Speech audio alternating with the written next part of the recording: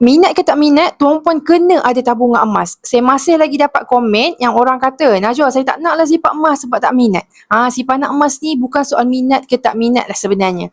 Okey, apa yang tuan puan kena faham adalah fungsi emas tu sendiri. Pesan guru emas saya, emas ni adalah satu alat kewangan yang berfungsi sebagai kalis inflasi untuk melindungi kekayaan tuan puan. Okey, jadi tak kisahlah tuan puan minat ke tak minat, tuan puan kena ada tabungan emas, alright? Bak kata pakar kewangan, tuan puan tak perlukan pun sampai semua kekayaan nak tukarkan ke dalam bentuk emas. Hanya sekitar 10% ataupun 20% sahaja alihkan ke dalam bentuk emas. Kemudian, aset yang lain tuan puan boleh diversifykan dan parkinglah dekat mana-mana yang tuan puan rasa secure. Dan lagi seronoknya tuan puan, simpan emas dengan public gold ni, tuan puan tak perlukan pun duit yang banyak untuk tuan puan bermula. Tuan puan hanya memerlukan RM100 yang pertama untuk menabung dalam ekor emas CAP. Jadi, bagi mana-mana yang berminat untuk mulakan simpanan emas dengan mudah, murah, tuan puan boleh sahaja komen dekat bawah, nanti saya akan guide tuan puan, ataupun tuan puan boleh sahaja rujuk pin video yang berada di profil saya untuk langkah-langkah mulakan simpanan emas, daftar akaun secara percuma dan mulakan simpanan emas bersama Public Gold hari ini. Okey, semoga perkongsian saya bermanfaat. Nak banyak lagi ilmu kewangan dan emas, boleh follow.